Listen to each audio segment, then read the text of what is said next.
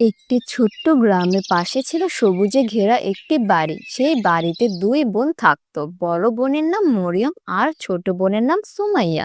দুই বোন স্বভাবে ছিল একেবারে আলাদা। মরিয়ম ছিল খুবই পরিশ্রমী, ধৈর্যশীল আর আল্লাহ ভীরু। অন্যদিকে সুমাইয়া ছিল অলস, রাগী আর সবসময় অভিযোগ করত।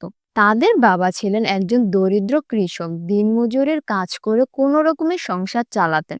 মা অনেক আগেই মারা গিয়েছিলেন, তাই দুই বোনকে বাবার কাজে পাশে ঘরের কাজ করতে হতো। একদিন সকালে তাদের বাবা বললেন, আজ আমি কাজে যাব, তোমরা ঘর পরিষ্কার করবে আর দুপুরের খাবার তৈরি করবে।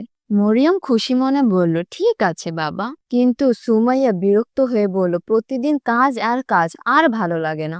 মরিয়ম একাই ঝাড়ু দিল, বাসন মাজলো, রান্না করলো, কিন্তু সুমাইয়া ঘরের কোণে বসে শুধু মোবাইল দেখছে। এসব দেখে মরিয়ম কিছু বলল না, মনে মনে ভাবলো আল্লাহ সব দেখেন। সেদিন দুপুরে তাদের বাবা কাজ থেকে ফিরলেন, খাবার দেখে খুশি হয়ে বললেন, মরিয়ম তুমি সত্যিই খুবই ভালো মেয়ে। সুমাইয়া হিংসায় পড়ে গেল। কিছুদিন পর গ্রামে ঘোষণা এলো, এক ধনী ব্যবসায়ী তার কারখানার কাজের জন্য সৎ ও পরিশ্রমী মেয়েদের খুঁজছেন।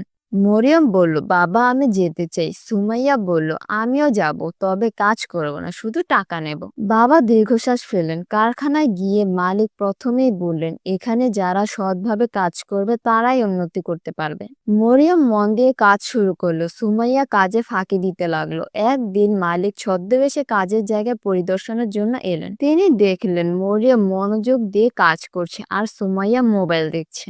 মালিক খুব সন্তুষ্ট হলো মরিয়মের ওপর। কয়েক মাস পর ফলাফল ঘোষণা হলো। মরিয়মকে সুপারভাইজার বানানো হলো এবং বেতন বাড়ানো হলো। সুমাইয়াকে কাজ থেকে বাদ দেওয়া হলো। সুমাইয়া কাঁদতে কাঁদতে বাড়ি ফিরলো। বাড়ি ফিরে সে মরিয়মকে বলল, আপু আমাকে ক্ষমা করে দাও, আমি ভুল করেছি, আমি বদলাতে চাই। মরিয়ম তাকে বলল, আল্লাহর কাছে তওবা করো, আল্লাহ নিশ্চয়ই তোমাকে ক্ষমা করবেন।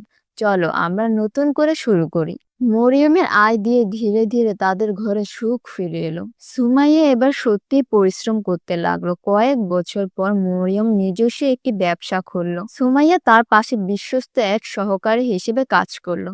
দুই বোন বুঝতে পারলো, পরিশ্রম ও সততা মানুষকে উপরে তোলে আর অলসতা ও হিংসা মানুষকে নিচে নামায়।